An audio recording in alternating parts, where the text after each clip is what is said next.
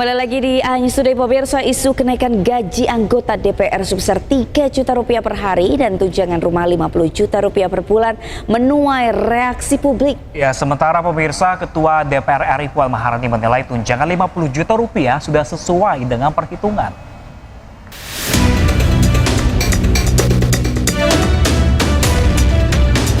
Gaji anggota DPR naik 3 juta rupiah per hari hingga bisa mencapai 100 juta rupiah per bulan. Belakangan isu itu ramai dibicarakan publik. Kenaikan terjadi lantaran anggota DPR 2024-2029 tidak lagi mendapatkan fasilitas rumah jabatan dan diganti dengan tunjangan rumah sebesar 50 juta rupiah per bulan. Publik pun geram dengan kabar kenaikan tunjangan dan gaji selangit wakil rakyat itu, apalagi di tengah sulitnya mendapatkan pekerjaan. Kalau menurut saya mungkin perlu dikaji ulang ya, karena itu kan anggaran yang cukup besar dan dana yang cukup besar. Apalagi alasan dari pihak DPR sendiri karena banyak anggota yang dari luar Jakarta dan butuh tempat tinggal. Namun menurut saya itu masih terlalu besar untuk anggaran rumah bagi anggota DPR begitu. Sah-sah aja, cuman di situasi ekonomi yang saat ini masyarakat lagi pada sulit, itu kurang tepat aja waktunya menurut saya. Jadi tunjangan DPR yang dinaikkan itu belum tepat aja waktunya dan saya secara garis besar tidak setuju sih. Menanggapi kemarahan publik, Ketua DPR RI Puan Maharani menjelaskan, menurutnya tunjangan rumah senilai 50 juta rupiah per bulan sudah sesuai dengan harga sewa rumah di sekitar Jakarta. Saat ini tidak ada kenaikan gaji. Yang ada perubahan adalah sekarang semua anggota DPR tidak mendapat rumah jabatan di Kalibata, karena semua rumah jabatan yang di Kalibata dan satu lagi di mana? Ulu Jami sudah kami serahkan kepada pemerintah atau kepada negara, dan memang ada kompensasi terkait rumah jabatan kepada anggota DPR karena anggota DPR itu kan juga datang dari daerah-daerah yang mana cuman itu saja yang ada perubahan, yang lain-lain tidak ada perubahan. Itu sudah dikaji dengan sebaik-baiknya sesuai dengan kondisi ataupun harga yang ada di Jakarta karena kan kantornya ada di Jakarta. Kenaikan gaji anggota DPR yang sudah selangit wajar saja jika menuai banjir kritik. Publik menilai kebijakan tersebut tidak sepadan dengan kinerja para wakil rakyat. Tim Liputan iNews melaporkan. Ya, pemirsa, selain gaji pokok, anggota DPR juga mendapatkan berbagai tunjangan dengan nilai yang fantastis. Ya, salah satunya adalah tunjangan rumah sebesar 50 juta rupiah per bulan. Anggota DPR bisa mengantongi pendapatan lebih dari 100 juta rupiah.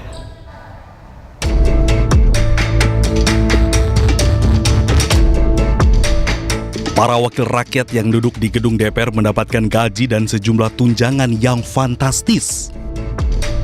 Anggota DPR mendapatkan gaji pokok sebesar 4,2 juta rupiah. Di luar gaji pokok, anggota DPR juga mendapatkan berbagai tunjangan. Tunjangan melekat diantaranya tunjangan untuk istri atau suami sebesar Rp420.000, tunjangan anak Rp168.000, uang sidang per paket sebesar Rp2 juta, tunjangan jabatan Rp9,7 juta, tunjangan beras Rp30.090 per orang. Tunjangan PPH mencapai Rp2.699.813. Selain itu, anggota DPR juga mendapatkan tunjangan lain yang meliputi tunjangan kehormatan sebesar Rp5.880.000. Tunjangan komunikasi sebesar Rp15.554.000. Tunjangan peningkatan fungsi pengawasan dan anggaran sebesar Rp3.750.000. Anggota DPR juga mendapatkan bantuan listrik dan telepon sebesar Rp7,7 juta. Dan juga mendapatkan anggaran untuk asisten anggota mencapai Rp2.250.000. Dan saat ini, anggota DPR juga mendapatkan tunjangan rumah sebesar Rp50 juta per bulannya. Dengan demikian, total pendapatan per bulan anggota DPR RI mencapai Rp104.051.903.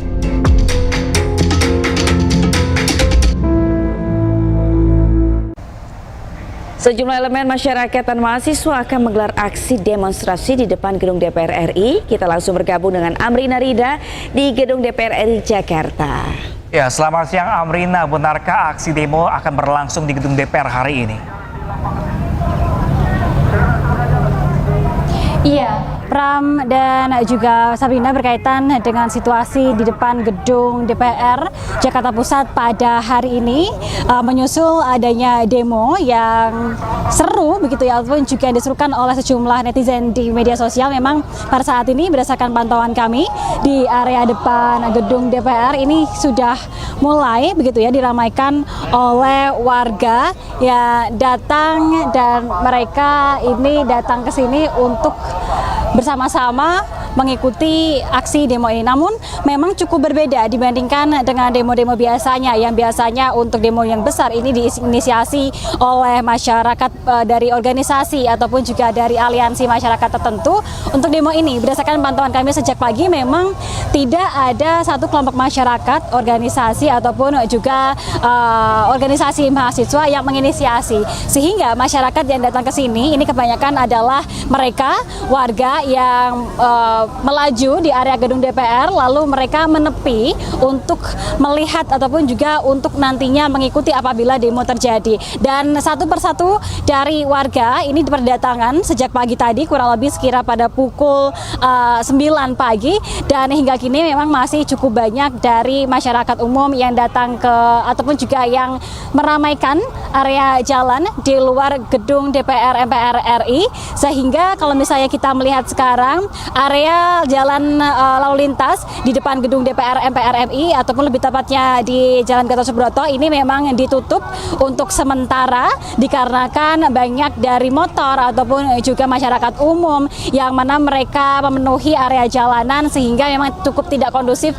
bagi kendaraan yang melaju. Nah, untuk kendaraan yang melaju ini dialihkan ke tol dalam kota dan juga dialihkan ke jalur lalu lintas di Transjakarta. Dan terkait dengan tuntutan juga memang meskipun dari warga ini mereka datang tidak dari organisasi tertentu dan tidak tergabung di satu kelompok tertentu, ini kalau tadi kami mendengar memang tuntutannya sebagian besar ini masih sama berhubungan dengan adanya tunjangan dari anggota DPR RI yang mereka anggap nominalnya tidak logis ataupun juga tidak masuk akal, di mana mereka mengaku kecewa dengan fakta bahwa tunjangan dari anggota DPR ini berada di angka puluhan juta rupiah, atau bahkan untuk tunjangan rumah ini berada di angka 50 juta rupiah per bulannya. Banyak dari masyarakat ini yang mereka meskipun mereka tidak mengenal satu sama lain dan mereka sebelumnya berasal dari area yang berbeda-beda, mereka dengan kompak tadi menyampaikan begitu ya ke area depan dan berharap agar anggota DPR ini bisa mendengar bahwa mereka kecewa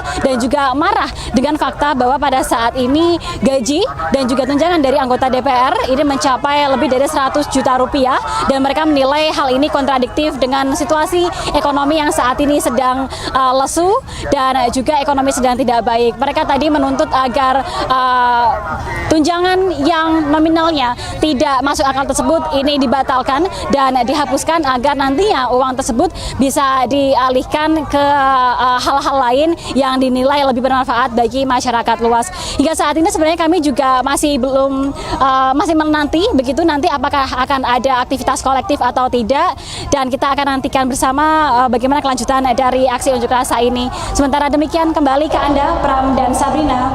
Baik, Amrina Rida melaporkan langsung dari gedung DPR MPR Jakarta. Kami masih menanti update terbaru dari Anda. Terima kasih dan selamat bertugas kembali.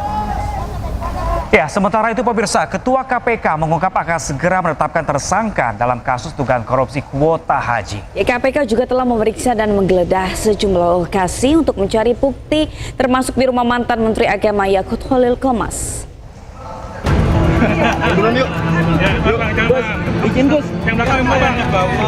Komisi Pemberantasan Korupsi terus bergerak cepat untuk mengumpulkan bukti dalam kasus korupsi kuota haji di era Menteri Agama Yakut Khalil Qomas.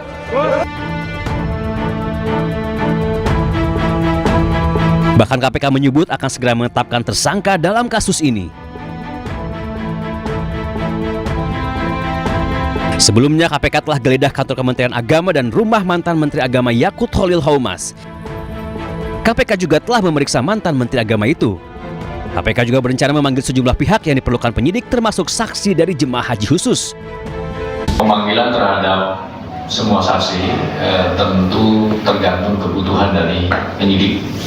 KPK terbuka untuk memanggil siapa saja yang diduga mengetahui konstruksi perkara ini dan dapat membantu membuka dan membuat terang dari penanganan perkara ini. Ada nama yang boleh di-spill, Bang? Beberapa? Ya, belum bisa kami sampaikan. Untuk update pemeriksaan saksi dalam tahap penyidikan, kami secara rutin akan share ke teman-teman. Dugaan korupsi kuota haji telah naik penyidikan. KPK menjelaskan ada dugaan penyelewengan dalam pembagian kuota haji khusus dan kuota haji reguler. Dari seharusnya 92% untuk haji reguler dan 8% untuk haji khusus. Namun di lapangan justru menjadi 50%. Dalam menangani kasus ini, juru bicara Budi Prasetyo menyebut bahwa KPK tidak akan tebang pilih dalam menangani kasus. KPK juga akan memanggil semua saksi sesuai kebutuhan penyidik termasuk Joko Widodo yang saat itu menjadi presiden.